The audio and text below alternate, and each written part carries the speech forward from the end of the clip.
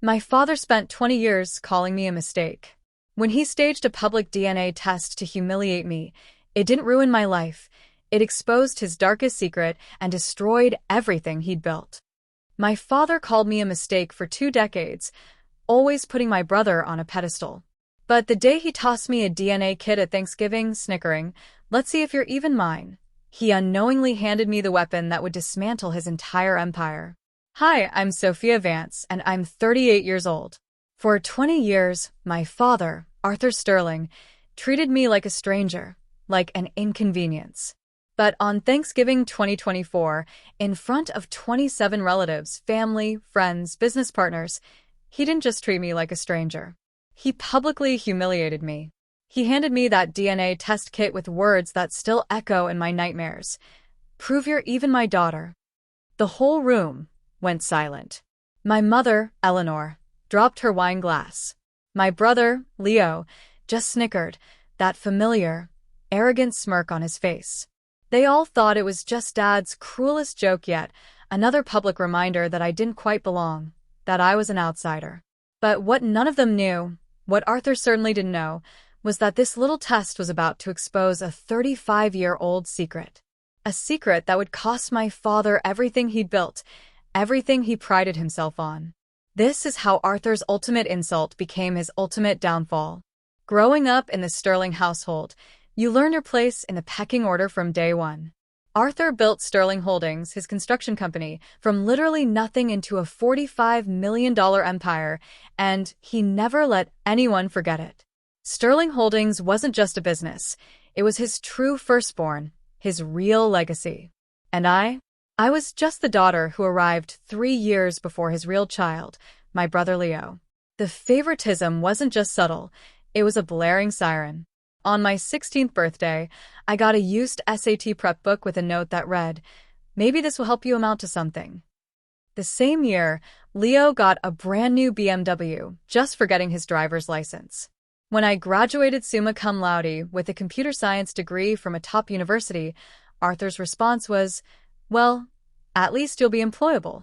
But when Leo scraped by with a mediocre marketing degree from a state school, Arthur threw a party for 200 people, announcing him as the glorious future of Sterling Holdings. By 2024, I'd spent 15 years as a software engineer at a Fortune 500 company, developing systems that saved millions in operational costs. Leo, on the other hand, had been vice president of operations at Sterling Holdings for 5 years, despite never successfully completing a single project without someone else, usually me, secretly, stepping in to fix his blunders. But in Arthur's eyes, Leo was building the family legacy. I was just there. "Leo is the future of Sterling Holdings," my father would declare at every company event, his hand firmly on my brother's shoulder. As for Sophia, well, at least she has a steady job. The worst part wasn't the dismissal, it was how everyone just accepted it. Relatives, family, friends, even my mother. They all played along, reinforcing this narrative that Leo was destined for greatness, while I was lucky to be included at all. The company retreat in August 2023 should have been my breaking point. I'd just finished developing an inventory management system that would save Sterling Holdings $2 million annually. I'd worked nights and weekends for 3 months, missing family dinners, canceling plans, all because Arthur said the company needed this. At the retreat's gala dinner, Arthur stood before 150 employees and partners, beaming. "First, I want to recognize the exceptional work done on our new inventory system," he began, and for a fleeting moment, my heart actually lifted. Leo has once again proven why he's our vice president of operations. This system will revolutionize how we work. Leo, who had literally asked me what inventory management meant 3 weeks prior, stood up, waved to the applause, soaking it all in. I sat there, frozen, my mother beside me. Her hand briefly touched mine under the table, not in comfort, but in warning. Stay quiet. Don't make a scene. Later that night, I confronted Leo at the hotel bar, my voice barely a whisper, thick with disbelief. "You know I built that entire system." He just shrugged, taking a slow sip of his whiskey, top shelf, of course, charged to the company card. Dad says leadership is about delegation. I delegate it to you. That's what good executives do. My blood ran cold. You took credit for my work. He just smirked, that same smug, self-satisfied look Arthur always had. I took credit for managing you well. Besides, he leaned in, his voice dropping slightly. You're not really built for the spotlight, are you? Some people are meant to be leaders. Others are meant to be reliable. Just then, my mother appeared, as she always did when tension flared. But instead of defending me, she just looked at me with that familiar expression I'd seen 1,000 times, a mix of pity and guilt. Let's not ruin a lovely evening, she said softly, though her hands trembled slightly as she reached for her wine glass. October 2024 brought the news that would ultimately seal everyone's fate. Arthur had summoned Leo to a meeting with David Chin, the family's estate attorney, for 20 years. Leo, naturally, couldn't keep his mouth shut when he had good news. He called me immediately after. Guess who's about to be very, very wealthy, he practically sang into the phone. Dad just updated his will. 85% of everything, the company, the properties, the investments, all going to his sole biological son. That's literally what it says, Sophia. Sole biological son. The remaining 15% goes to you, but here's the kicker. You can't sell your shares for 10 years. He wants to make sure you can't cash out and abandon the family legacy. Sole biological son? I managed, my mind snagging on that strange, specific phrase. Yeah, David Chin suggested it. Leo continued, completely oblivious to my tone. Something about making the will ironclad, preventing challenges from gold diggers or distant relatives. Dad loved it, said blood is what matters in the end. That evening, an email arrived from Chin Law Firm, a courtesy copy of the will's key provisions. There it was, in black and white. 85% of all assets, shares, and controlling interest in Sterling Holdings shall transfer to my sole biological son, Leo Sterling. $38 million. That's what Leo stood to inherit. My 15% would be about $7 million, nothing to scoff at, I know. But with that 10-year restriction, I'd be forced to watch Leo run the company into the ground, powerless to stop him. That phrase, though. Sole biological son. Why not just say my son, Leo? Why the emphasis on biological? November arrived, bringing with it a board meeting that felt less like a meeting and more like a coronation. Arthur had invited me to attend, not as a participant, but as what he called family support. I sat in the back corner while he presented Leo as his succession plan to 7 board members. Leo has been instrumental in our recent technological advances, Arthur announced, gesturing to the projection, showing my inventory systems metrics. Under his leadership, we've saved $2 million this quarter alone. Board member Brenda Davis, who'd known me since I was 10, glanced my way with raised eyebrows. She knew exactly who had built that system. I'd answered her technical questions about it just 2 weeks prior. But she said nothing. I propose we officially designate Leo as CEO-elect to take over when I step down next year, Arthur continued. The vote was unanimous. After the meeting, I overheard 2 junior executives in the break room. Did you hear? Once Leo takes over, he's planning a full restructuring. Apparently, anyone who's not his people should start updating their resumes. What about Sophia? The other asked. Especially Sophia. Leo told Brad she's been riding on family connections for too long. Says it's time for merit-based employment. I almost laughed at the irony. Leo, who couldn't code a simple HTML page, talking about merit-based employment. That night, my mother called. Thanksgiving is in 2 weeks, she said, her voice strangely flat. Your father wants everyone there, the whole family, some business partners. He says he has something special planned. Special? Like Leo's CEO announcement special? There was a long pause. Just be prepared for anything, Sophia. And maybe don't take everything so personally. But everything was about to become very, very personal. If you've ever experienced favoritism in your family, you know Thanksgiving at the Sterling Estate in Greenwich was always a performance. But this year felt different. 27 people gathered in a dining room straight out of Architectural Digest. Family members, Arthur's business partners, Even Victor Stone, his former CFO, who'd been mysteriously fired back in 1990, but somehow remained in Arthur's social circle. Arthur stood at the head of the table, crystal glass raised, his face practically glowing with pride. Before we feast, I want to make a toast. To family. To blood. To legacy. His eyes found Leo. To my real son, who carries the sterling name forward with honor. Everyone raised their glasses. I raised mine too, the words real son echoing, a cold knot tightening in my stomach. Then came the gifts. Arthur had decided to make Thanksgiving special by giving out early Christmas presents. Leo received a Rolex Submariner for the future CEO, Arthur announced. My cousins got various expensive gadgets. Then Arthur reached me, holding a small box with a red bow. The room quieted. And for Sophia, he said, loud enough for everyone to hear, something I think we've all been curious about for years. I opened the box. Inside was an ancestry DNA kit. The room went silent. Someone gasped. My mother's wine glass slipped from her hand, shattering on the floor. Arthur's smile was razor sharp. Just to put all those family jokes to rest. Let's see if you're really mine, shall we?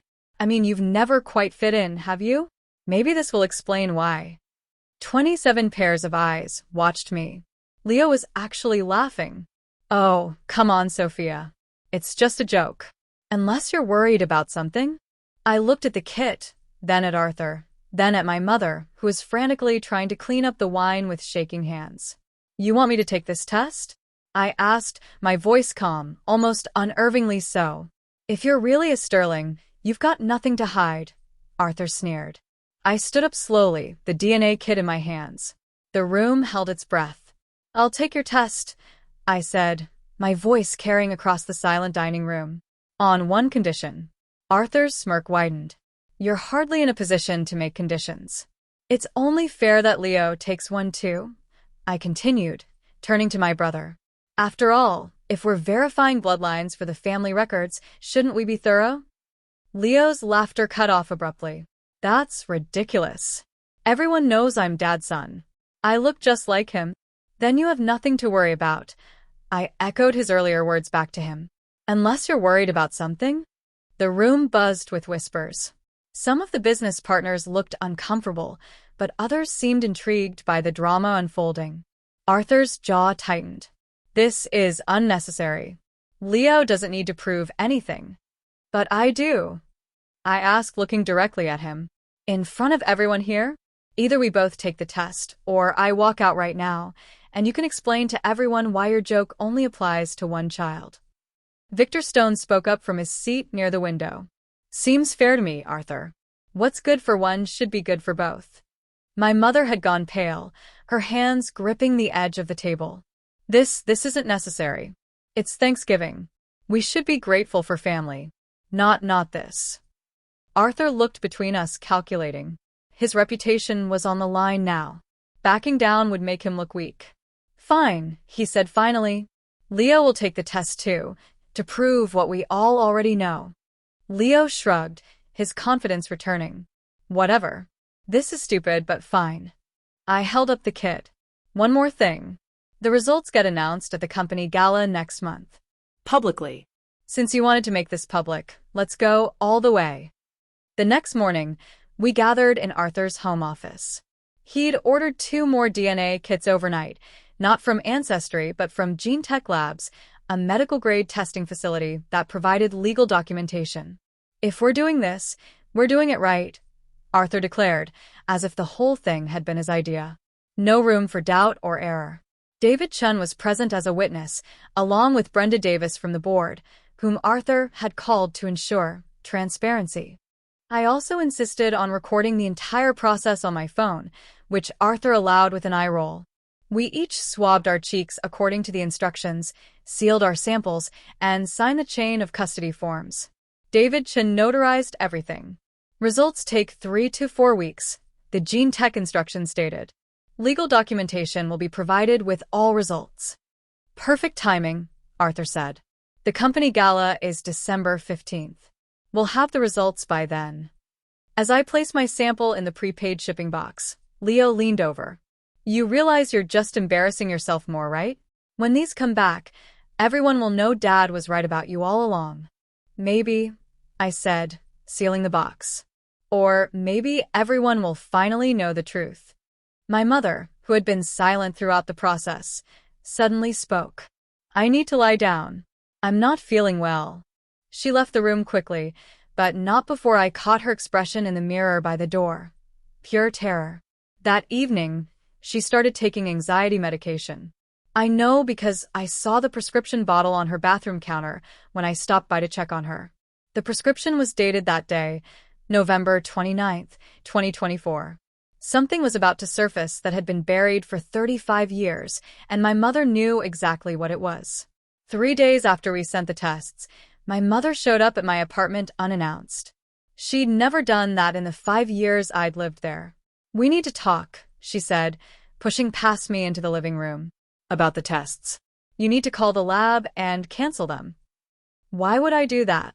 She paced my small living room, wringing her hands. Some things are better left buried, Sophia. Some truths don't help anyone. Like the truth about why Dad has treated me like garbage for 20 years.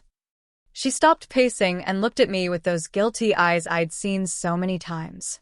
Your father was on a business trip in 1989. The Peterson Project in Chicago. He was gone for 3 months. Leo was born in January 1990. Her voice was barely a whisper. Do the math, Sophia. I did. Leo would have been conceived in April 1989. Dad was in Chicago.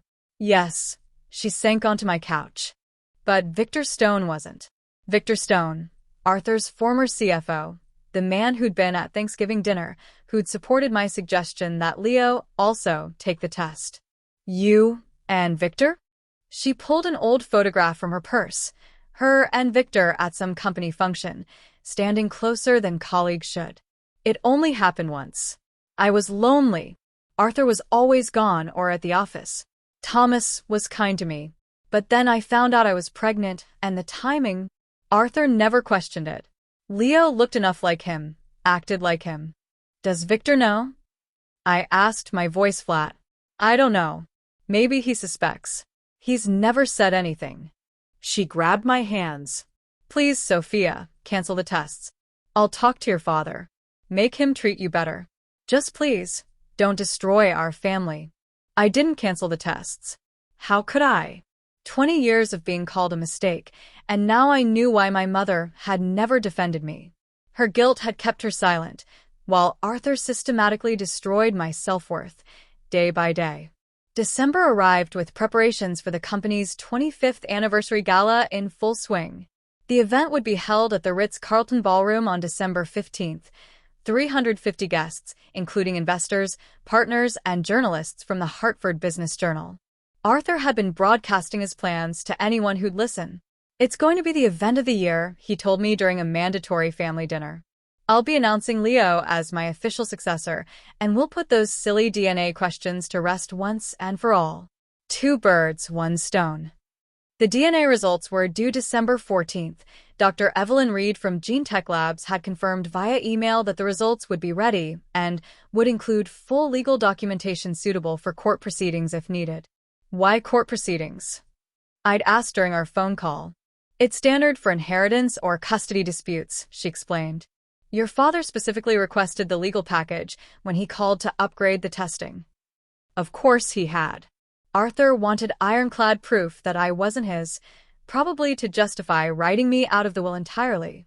I spent those weeks preparing something of my own, a simple PowerPoint presentation. Just 10 slides, nothing fancy, just spaces for test results, some highlighted sections of the will, and a few email screenshots. I saved it on a USB drive that I kept in my pocket at all times. My mother called 17 times in those 2 weeks. I didn't answer once. Leo sent cocky texts about practicing his CEO speech. Arthur sent a reminder to dress appropriately for the gala. The storm was coming, and they had no idea they'd created it themselves. December 14th, 3 p.m. The email from GeneTech Labs arrived while I was in my office, supposedly working but really just staring at my inbox, refreshing every 30 seconds. Subject: DNA test results. Legal documentation package attached. My hands shook as I opened the PDF. 3 test results, each with its own detailed breakdown. Sophia Vance, biological daughter of Arthur Sterling. Probability of paternity, 99.987%. My heart stopped. Then I scrolled to the next page. Leo Sterling, not biologically related to Arthur Sterling. Probability of paternity, 0%. But it was the third page that made me gasp out loud. Leo Sterling, biological son of Victor Stone. Probability of paternity, 99.991%. They'd run Leo's sample against Victor Stone's DNA from their commercial database. Apparently, Victor had taken a gene ancestry test years ago, and when you agree to their terms, they can use your DNA for family matching services. I read the results 5 times. Not because I didn't believe them, but because suddenly everything made sense. The guilt in my mother's eyes. Arthur's insistence that I wasn't really his. He'd been projecting his subconscious doubts about Leo onto me for 2 decades. The irony was so perfect it felt like fiction. The son he'd worshipped, groomed, handed everything to on a silver platter wasn't even his. While the daughter he tortured, dismissed, and tried to humiliate with a DNA test. I was his only biological child. I forwarded the results to my personal attorney with one question. Given the will's language about sole biological son, what happens to the inheritance? Her response was immediate. If proven accurate, Leo inherits nothing. The clause becomes void. As the only biological child, you would have grounds to contest the entire will. Tomorrow's gala was about to become very, very interesting. I spent the rest of December 14th crafting my presentation with surgical precision. 10 slides that would dismantle 20 years of lies in 10 minutes. Slide 1. A photo of our family at last year's company gala. Arthur's arm around Leo. Me standing to the side, barely in frame. Slide 2. The title. DNA results, as requested by Arthur Sterling. Slides 3 to 5. My results, blown up large enough for the back of the ballroom to read. Each percentage highlighted. The Gene Tech Lab's logo prominent. Dr. Reed's certification signature clear. Slides 6 to 8. Leo's results. The 0% probability of Arthur's paternity in 72-point font. Then the Victor Stone match, equally enlarged. Slide 9. The will's exact language, with sole biological son, highlighted in yellow. Slide 10. An email from David Chun, sent an hour ago, after I'd forwarded him the results. Based on these certified results, the inheritance clause regarding Leo Sterling would be legally void. The estate would need to be redistributed according to intestate succession laws, or the will would need to be rewritten. I also prepared backup documentation, the full Gene Tech report, the video of our sample collection, the notarized chain of custody forms, everything loaded onto 3 separate USB drives, plus backed up to the cloud. At 11 p.m., I sent an email to Brenda Davis and 3 other board members. Please attend tomorrow's gala. There will be an important announcement regarding the company's future leadership that directly affects shareholder interests. Then I turned off my phone, poured myself a glass of wine, and practiced my speech one more time. This isn't about revenge, I said to my reflection. This is about truth. This is about justice. This is about finally getting what I deserve. Tomorrow, the Sterling dynasty would crumble, and I would be the only Sterling left standing. December 14th, midnight. My phone, which I'd turned back on briefly, showed 17 missed calls from my mother, 5 from Leo, and none from Arthur. There were also text messages. Asterisk Mom. Caroline, please answer. We need to talk. Mom. I know you got the results. Please. Mom. Don't do this. Leo. Why is Mom crying? Leo. She won't tell me what's wrong. Leo. This is about tomorrow, isn't it? Leo. Whatever you're planning, it won't work. Leo. Dad says you're just jealous. Pathetic. Asterisk. I turned the phone off again and went to bed, but sleep wouldn't come. I kept thinking about all the moments that led to this. Every dismissive comment, every stolen achievement, every time I'd been told I wasn't good enough, wasn't really family, wasn't worthy of the Sterling name. At 3 a.m., I got up and looked at the presentation one more time. For a moment, just a moment, I considered my mother's plea. This would destroy her marriage, Leo's entire identity, Arthur's carefully constructed legacy. Then I remembered last year's Christmas, when Arthur had given Leo a Rolex and me a gift card to Target. I remembered him telling investors I was just the IT help when I'd saved his company $2 million. I remembered 20 years of being called a mistake. I added one final slide to the presentation. A quote, "The truth will set you free, but first it will piss you off." Outside, snow began to fall, covering Greenwich in a blanket of white. By tomorrow night, everything would be different. The Sterling family, as we knew it, would no longer exist. I finally fell asleep at 5 a.m., clutching the USB drive like a talisman, ready for the reckoning that had been 20 years in the making. The Ritz-Carlton ballroom glittered with Christmas decorations and the who's who of Connecticut's construction industry. 350 guests mingled over champagne and caviar, celebrating Sterling Holdings' 25 years of success. I arrived in a black cocktail dress, appropriate but understated, exactly as Arthur would expect. He'd seated me at table 12, in the back corner, with distant relatives and plus ones. Leo, of course, held court at the VIP table with Arthur, my mother, and the board members. Arthur took the stage at 8 p.m. sharp, commanding attention in his custom tuxedo. 25 years ago, I started this company with nothing but ambition and the determination to build a legacy. Tonight, I'm proud to announce that legacy will continue through my son, Leo Sterling. Applause filled the room. Leo stood, waving like a politician, his smile broad and confident. "Family," Arthur continued, "is everything. Blood is thicker than water. And Leo is my blood, my heir, my future." I noticed Victor Stone sitting at table 3, his expression unreadable as he watched Arthur's performance. "Before I officially announce Leo as CEO-elect," Arthur said, his eyes finding me in the back, "I want to address something. As many of you know, we recently did some family DNA testing. A little Thanksgiving fun that got out of hand, but I'm happy to report that all questions about our family tree have been answered. So, without further ado, actually," I stood up, my voice carrying across the ballroom, "I'd like to share those DNA results with everyone. Since you brought it up publicly at Thanksgiving, it's only fair we resolve it publicly here." The room turned to stare. Arthur's smile flickered, but held. "I'm sure that's not necessary, Sophia." I walked through the ballroom, past 25 tables of stunned guests, my heels clicking against the marble floor. Each step felt like a mile, but I kept my shoulders back, my head high. "May I?"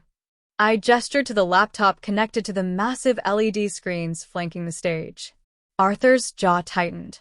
"Sophia, this is neither the time nor. You made it the time when you gave me that DNA kit in front of everyone," I said, loud enough for the entire room to hear.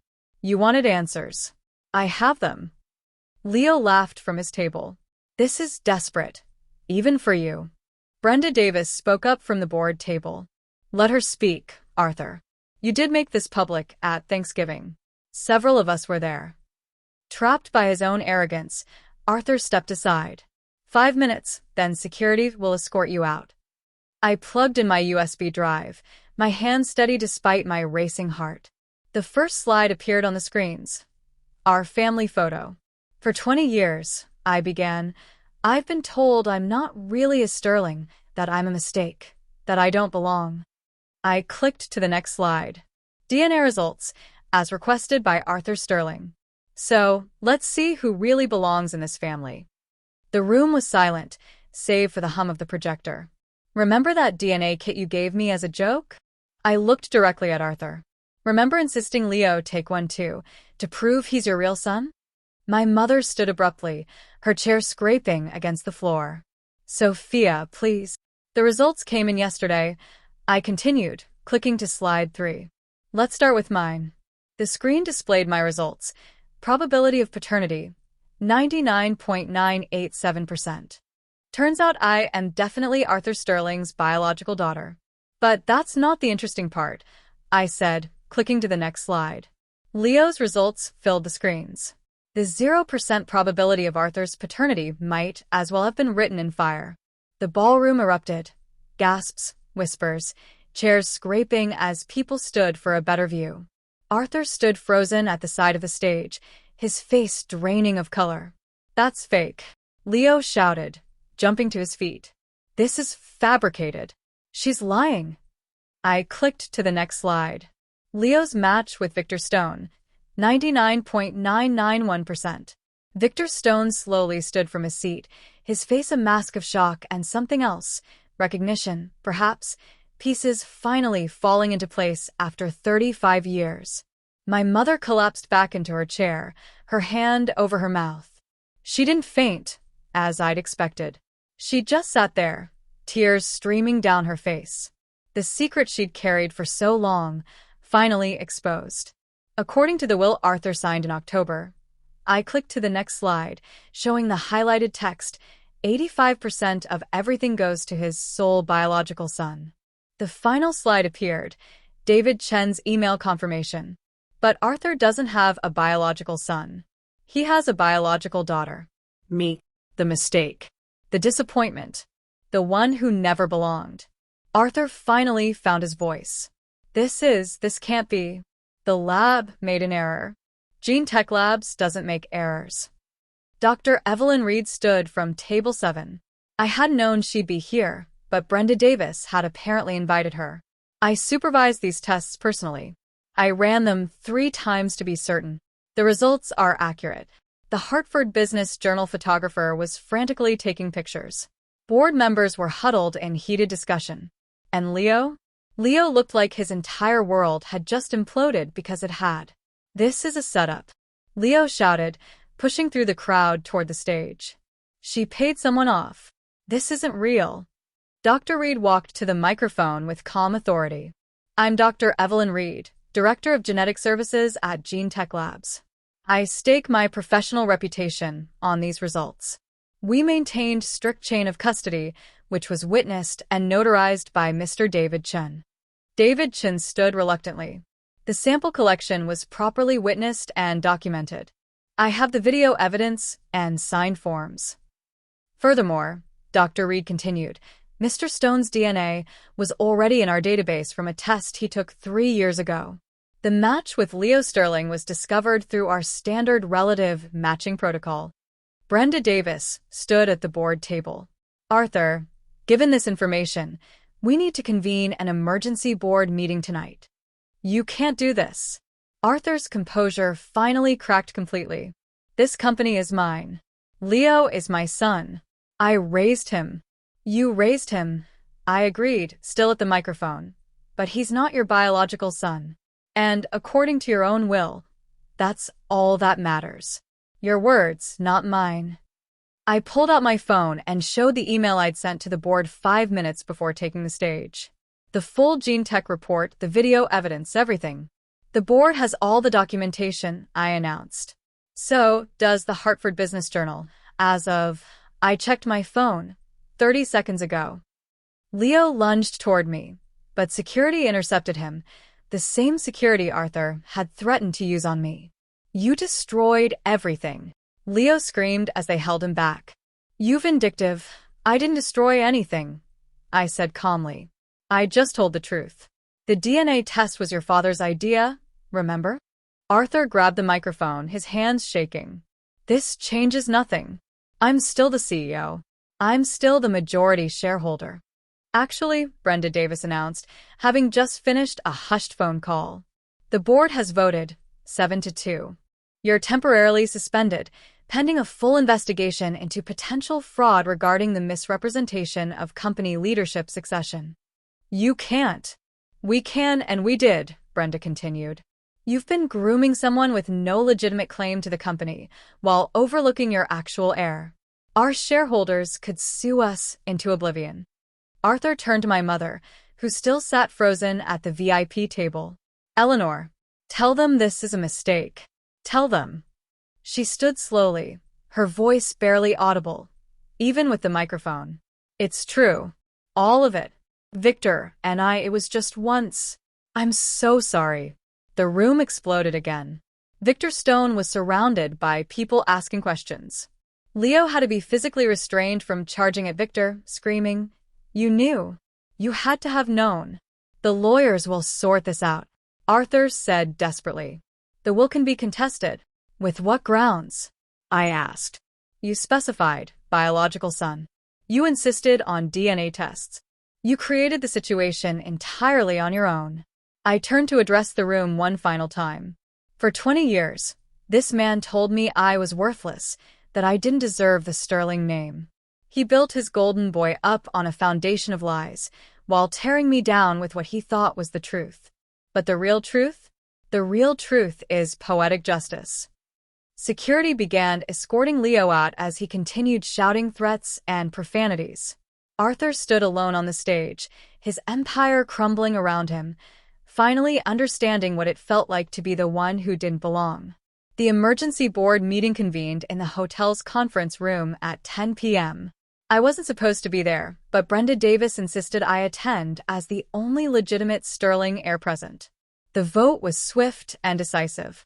Arthur was removed as CEO, effective immediately. Leo's position as vice president was terminated with a 2-week standard severance, the minimum required by law. "We need stable leadership," Brenda announced. "Someone who understands the company and has proven competence." The board unanimously appointed me, Sophia Vance, as interim CEO. I hadn't expected that. "I'm not sure I'm ready."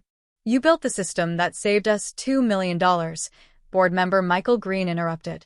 "You have an engineering degree and 15 years of corporate experience. You're more qualified than Leo ever was." David Chen had already drawn up the emergency paperwork.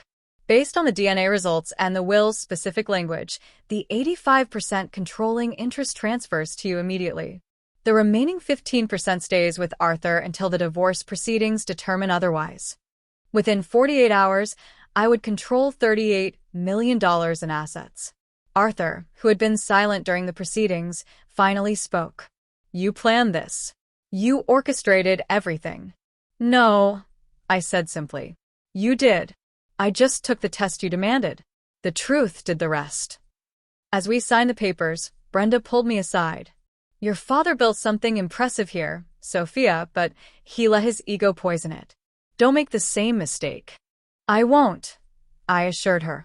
"I'm not interested in dynasties or golden children. I just want to run a good company." Security briefed me on the building's access codes. Arthur's had already been deactivated. Tomorrow morning, I would walk into Sterling Holdings, not as the disappointing daughter, but as the owner. The reversal was complete. By morning, the story had gone viral. Sterling dynasty crumbles. DNA test reveals shocking family secret, ran as the Hartford Business Journal's lead story. Someone had leaked the video of my presentation. Within 48 hours, it had 2.3 million views and climbing. The comment sections were brutal, but mostly aimed at Arthur. Poetic justice at its finest.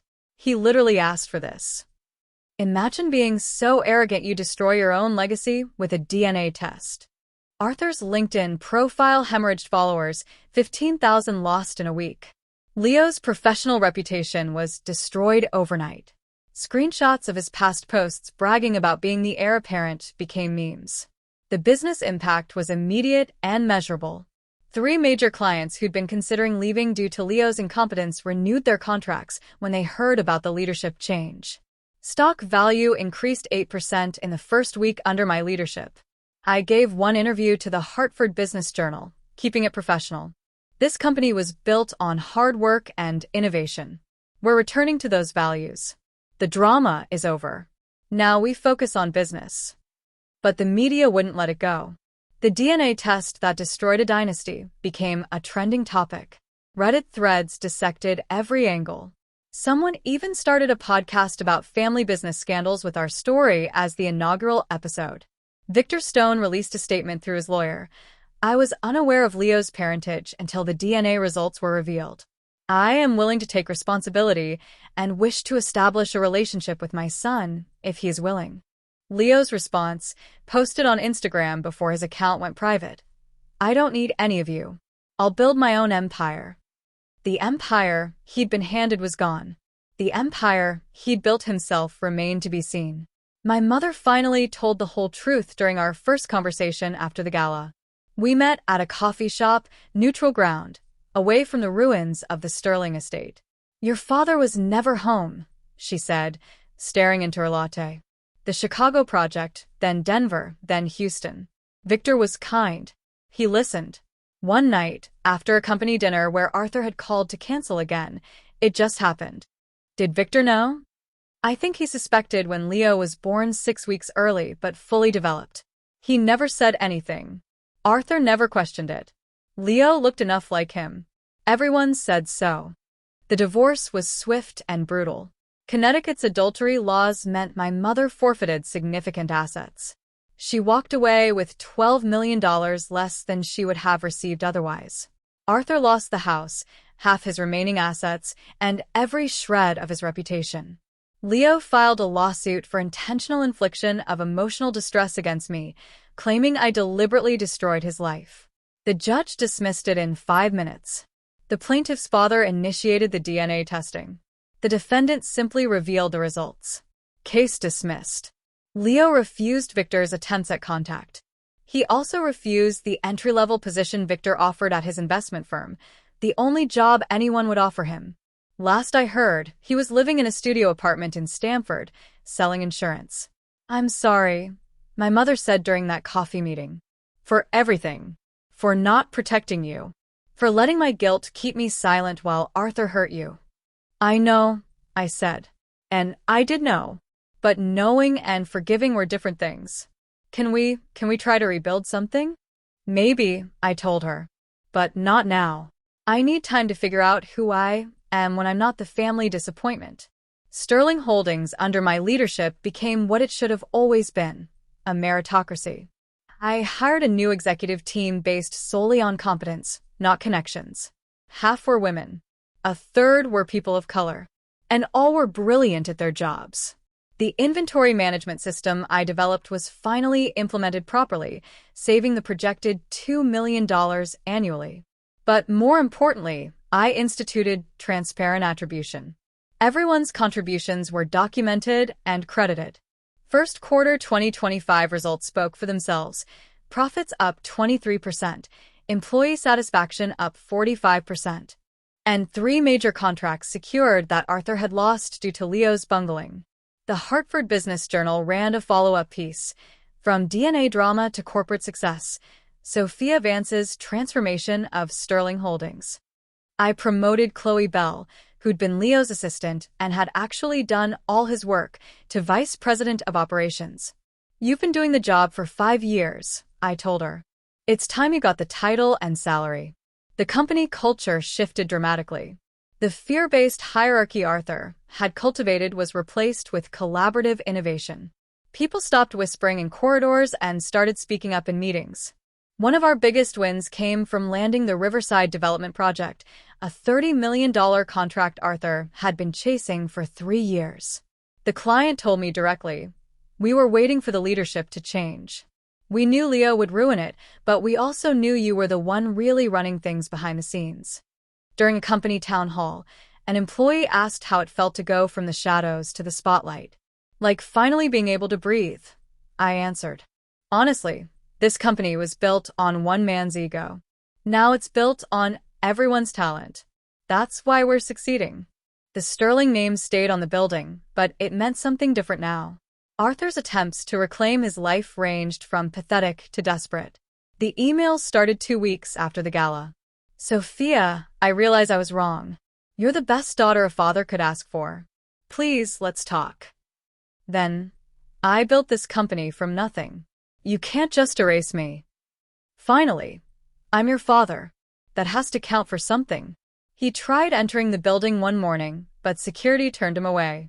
The footage of him arguing with the guards, insisting he owned the company, somehow made it onto social media. Another humiliation in his growing collection. He hired 3 different law firms to challenge the will and the DNA results. Each case was dismissed. David Chen, his own lawyer for 20 years, testified that the will's language was clear and unambiguous, and that Arthur had insisted on the biological son clause himself. The most pathetic attempt came when he showed up at a client dinner I was hosting. "My daughter's doing a wonderful job with my company," he announced to the table, trying to insert himself into the conversation. "Sir, this is a private event," security informed him. "I'm her father. You're not on the list now." He lived in a two-bedroom apartment in Fairfield, a 45-minute drive from the estate he'd once ruled. His LinkedIn profile listed him as consultant, with no company attached. His posts about resilience and rising from setbacks got fewer likes each time. Leo had cut him off completely. My mother was gone. His business associates avoided him. The man who'd built his identity on legacy and blood had lost both. "I gave you everything," he wrote in his last email to me. I didn't respond. We both knew the truth. He'd given me nothing but pain. And in trying to prove I was nothing, he'd proven I was everything. 3 months after the gala, I agreed to meet Arthur. Once a month, lunch in a public place, with clear boundaries. "These are my terms," I told him at that first meeting. "You don't get to comment on my decisions. You don't get to take credit for my success. You don't get to pretend the past 20 years didn't happen. If you can't handle that, we don't meet at all." He'd aged 5 years in those 3 months. His hair completely gray now. His swagger replaced with a slight stoop. I understand. Leo was a different story. After sending threatening messages including, "You'll pay for this and I'll destroy you like you destroyed me," I filed a restraining order. He was blocked on everything, legally prohibited from contacting me. My mother got limited contact with conditions. I helped her find a therapist who specialized in family trauma and secret-keeping. She was working through 35 years of guilt, and I was working through 20 years of neglect. "Forgiveness isn't a right," my therapist told me. "It's a gift, and you get to decide if and when to give it." I established the Sophia Vance Foundation for Women in STEM, funded with $5 million from my inheritance. Every scholarship recipient would know they were supported by someone who understood what it felt like to be overlooked and underestimated. "Why are you helping him?" Brenda Davis asked about my monthly lunches with Arthur. "I'm not helping him," I clarified. "I'm choosing to be the person I want to be, regardless of who he was. But trust, those have to be earned from zero." And he's still in the negative. The boundaries were clear, firm, and non-negotiable. For the first time in my life, I was in control of my relationship with my family. The external success was measurable. CEO of a $45 million company, respected in the industry, featured in Forbes 40 Under 40. But the internal transformation mattered more. I started therapy the week after the gala, working through 2 decades of gaslighting and emotional abuse. "You were the family's scapegoat," my therapist explained. "Everything wrong was your fault. Everything right was someone else's achievement. That's not normal, and it's not okay." For the first time, I stopped apologizing for existing. I stopped prefacing my ideas with "this might be stupid," but I stopped shrinking myself to make others comfortable. I met Ethan at a charity fundraiser. He ran a nonprofit for youth coding education. He knew my story. Everyone did. But he was interested in who I was now, not my family drama. "You're brilliant," he said on our 3rd date. "And I'm not talking about the company or the money. You see solutions where others see problems." The Sophia Vance Foundation launched with 30 scholarships in its first year. Each recipient got not just money, but mentorship. I personally met with every single one. They told me I wasn't smart enough for engineering. One recipient, Maria, told me. My family said I should study something more suitable for women. Mine said I was a mistake, I shared. Now I run a $45 million company. Don't let anyone else define your worth. The nightmares stopped after 6 months. The anxiety attacks after 8. The constant need for validation after 10. One morning, I woke up and realized I wasn't afraid anymore. Not of judgment, not of failure, not of being found out as not good enough. I was Sophia Vance, CEO, philanthropist, survivor. And for the first time in 38 years, that was exactly who I wanted to be. Standing in my CEO office 1 year later, I looked at the old family photo on my desk, not with bitterness, but with understanding. That scared, diminished girl in the corner of the frame had no idea what she was capable of. The DNA test that was meant to humiliate me had instead freed me. It proved that blood doesn't define family, but it can expose the lies we build our lives on. Arthur had been so certain I wasn't his that he'd projected that doubt onto me for 20 years, while never questioning the son, who actually wasn't his. "Your father gave you a gift," my therapist had said. "Not intentionally, but he did. He showed you exactly who he was, publicly, undeniably. No more gaslighting, no more doubt. The truth set you free." The truth also taught me that when toxic people hand you a weapon, thinking it will destroy you, they often don't realize they're handing you the key to your freedom. Arthur's cruelty became my catalyst. His DNA test became my evidence. His public humiliation became my public vindication. But the most important lesson?